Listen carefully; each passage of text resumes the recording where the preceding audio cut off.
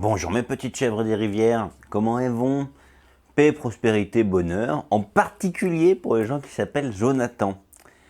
Alors je ne sais pas si vous avez remarqué, mais à chaque fois, je rajoute une image. Est-ce que vous avez deviné laquelle était en plus? Bon, vous aurez vu le titre de la vidéo, on va parler du peuple du premier contact, les Patachos. Cette vidéo va nous permettre de revenir dans un temps un peu plus contemporain, de faire une petite transition et de revenir un peu dans le présent. Et va nous permettre d'aborder un certain nombre de sujets qui traitent un peu de post-colonialisme. Je pense sincèrement que certains des éléments que je vais évoquer dans cette vidéo, surtout à la fin, devraient être connus un peu plus du grand public, et c'est pour ça qu'il me tenait à cœur de vous les partager. Je ne sais pas combien de temps la vidéo va durer, mais tant pis. Dans ma deuxième vidéo, j'avais dit que Lula avait permis la reconnaissance des terres indigènes en signant les démarcations des terres. C'est toujours vrai. Néanmoins, je voudrais nuancer le propos. Premièrement, après quelques recherches, je me suis rendu compte que le campement des terres libres, ou Acampamento das Terras Livres, auquel j'ai eu l'honneur de participer, a commencé il y a très longtemps, une vingtaine, je crois que c'est 24 ans, notamment parce que Lula avait ouvert l'Amazonie aux grandes entreprises du monde.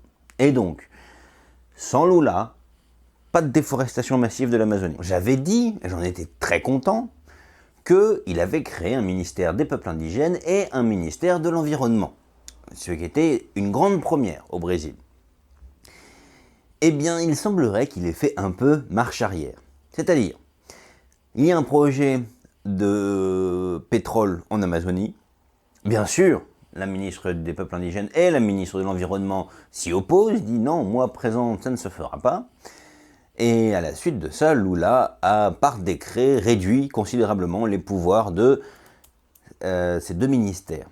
En sachant que celui qui va exploiter le pétrole, c'est un des potes à Lula, on pourrait légitimement se poser la question de est-ce qu'il n'y aurait pas des petites histoires de corruption?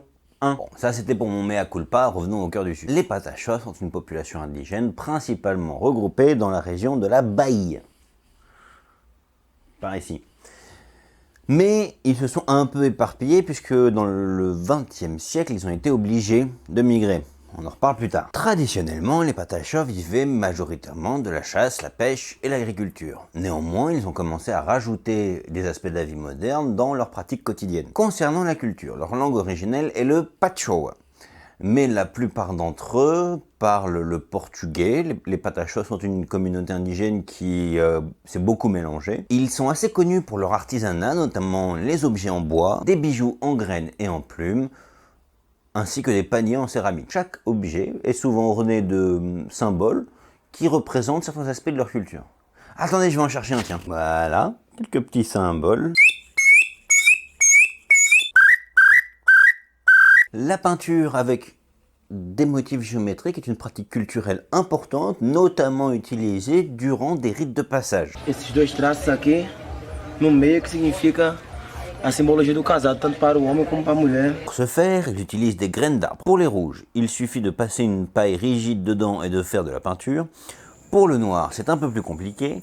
Il faut concasser les graines d'un fruit et les mélanger avec un peu de charbon. Ça fait des peintures qui durent plusieurs jours, voire plusieurs semaines. Concernant leurs pratiques spirituelles, les Patachos ont plusieurs fêtes traditionnelles, notamment le Kaharu, fête de la récolte, ou le Awe, qui sont des fêtes de danse et de cérémonie. Les Patachos ont une relation profonde avec leur environnement, considérant la nature, l'eau et la forêt comme sacrées. Ils utilisent la végétation de plein de manières différentes.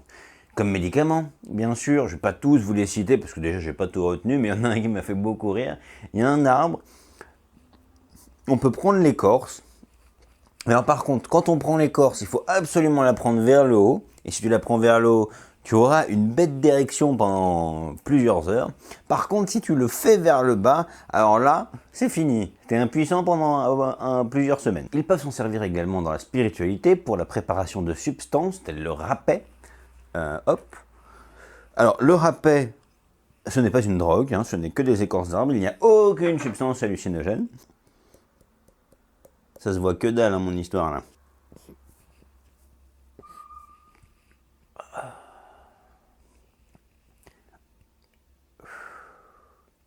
Laissez-moi 2 secondes. Alors, maintenant que j'y pense, Ça, par exemple, oui, alors oui, le rapet fait pleurer. Voilà, tu souris et tu pleures.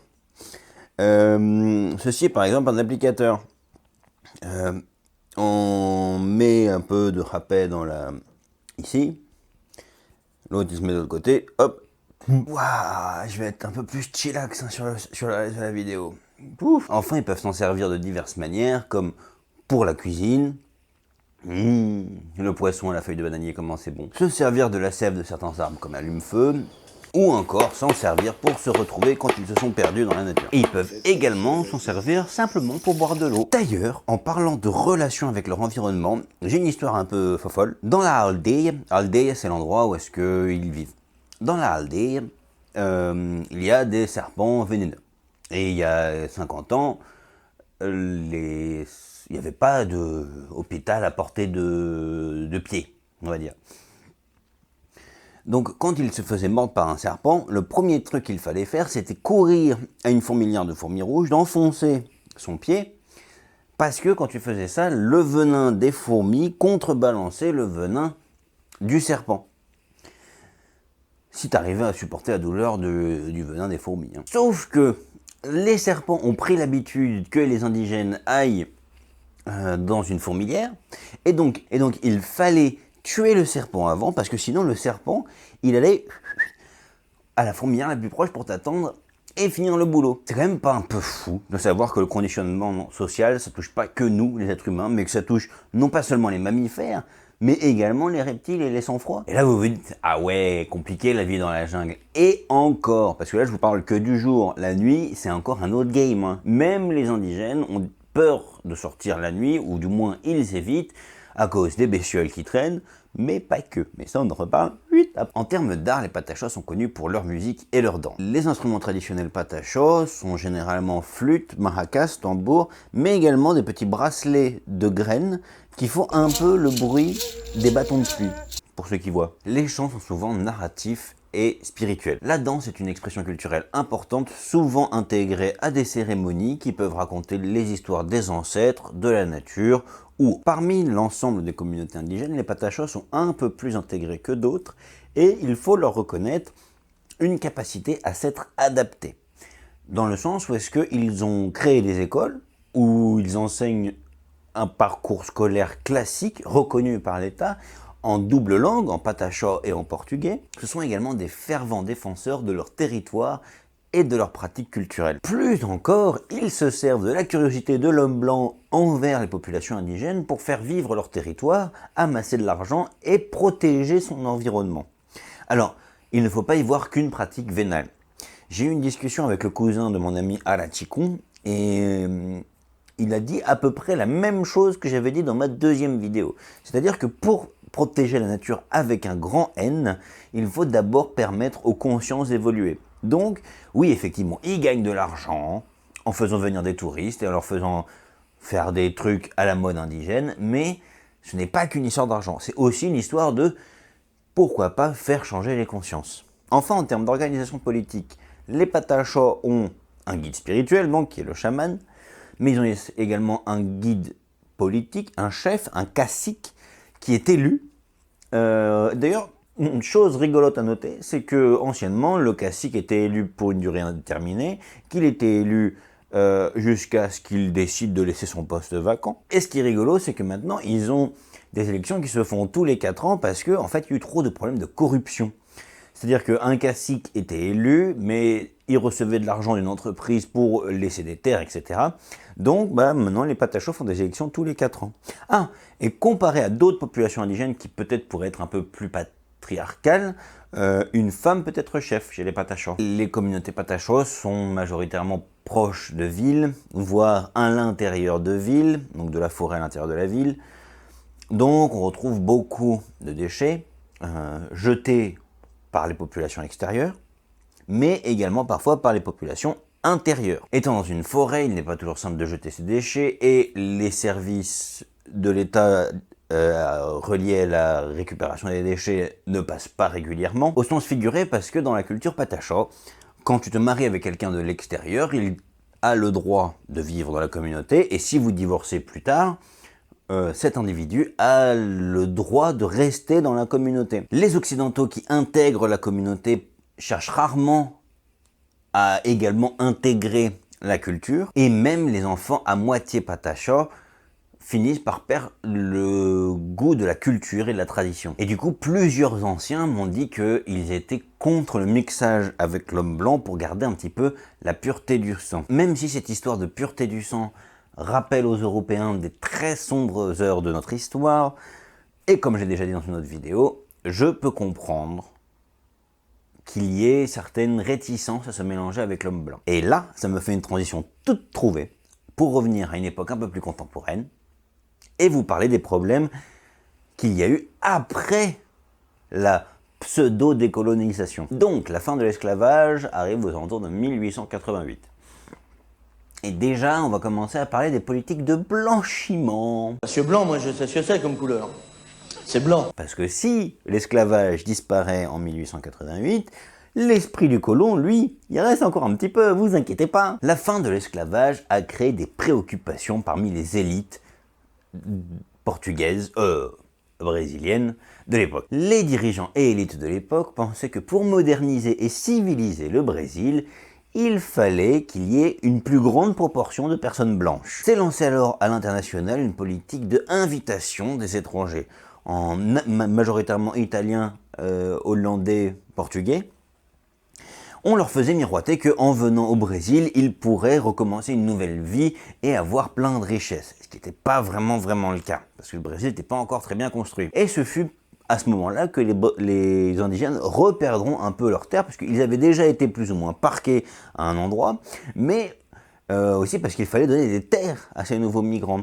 Et que ces terres données à nos nouveaux migrants, on les prendra majoritairement aux populations indigènes. Et ça, on compte pas toutes les terres qui avaient déjà été données à des agriculteurs. Donc le gouvernement a encouragé massivement l'immigration en offrant des terres et des emplois. Les migrants ont souvent bénéficié de subventions pour venir au Brésil, voire même d'un petit bonus si jamais ils se mariaient avec des Noirs ou des populations indigènes. En gros, ils avaient l'espoir que sur plusieurs générations, ils arriveraient suffisamment à faire de mixage pour que la population se blanchisse. Et je vais passer rapidement sur la volonté d'évangéliser les indigènes et les populations africaines, parce que tout le monde le connaît. Et je ne vais pas vous expliquer pendant des heures non plus comment est-ce que les cultures africaines et indigènes ont été intégrées de force dans la culture encore très portugaise de l'époque, ni que les politiques jusqu'au XXe siècle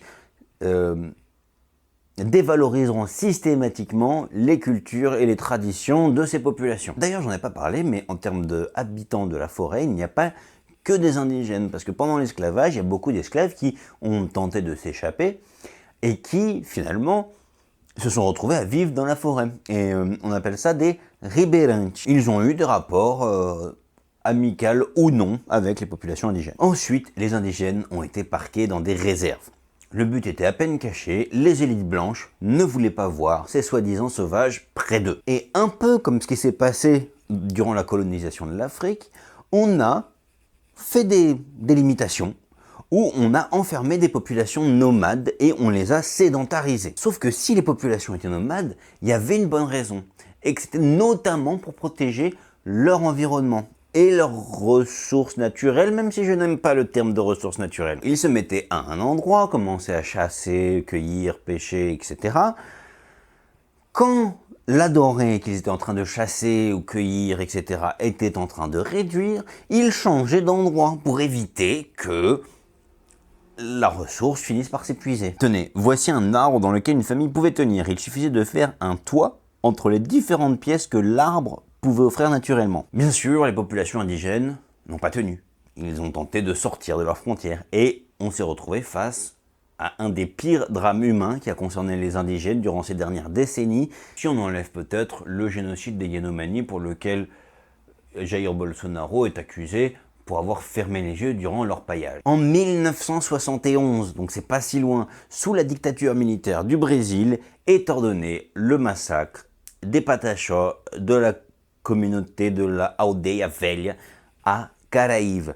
Pour ceux qui ont de la mémoire et qui suivent mes vidéos, vous vous rappellerez que le premier contact, la première fois que des colons portugais sont arrivés au Brésil, ce fut à Caraïbes. C'est un peu ironique. En début de vidéo, je vous disais oh, ils se sont un peu éparpillés. Bah voilà la raison. C'est qu'en fait, ils couraient pour leur vie. Ce qui fait qu'on trouve des indigènes qui ont marché sur des centaines et des centaines. Ces massacres ont eu d'autres influences. Bon, j'évite de trop parler spiritualité ou ésotérisme sur cette chaîne, pourtant ceux qui me connaissent savent qu'on peut très rapidement me trouver pieds nus dans la forêt en train de canaliser mes énergies ou parler aux esprits. Pour les Patachas, les hybrides humains-animaux ne sont pas un mythe, c'est une réalité. Les loups-garous, ça existe, tout comme les hommes porquetés. Et d'ailleurs, les gens qui sont comme ça sont connus du reste de la communauté. Dans le cas de l'aldea que j'ai connu, il existe un homme loup-garou qui se transforme vraisemblablement toutes les pleines lunes et qui est connu du reste de la communauté parce que certains l'ont déjà vu se transformer et d'ailleurs il refuse de parler aux gens qui l'ont vu se transformer. À l'origine, ces métamorphoses étaient liées à des crimes ou à des mauvais esprits. Dans le sens où tu violais un enfant, tu tuais ton père, ça t'apportait un mauvais esprit. Sauf que pour les Patachas, depuis ce massacre, les mauvais esprits et les métamorphoses sont de plus en plus fréquentes.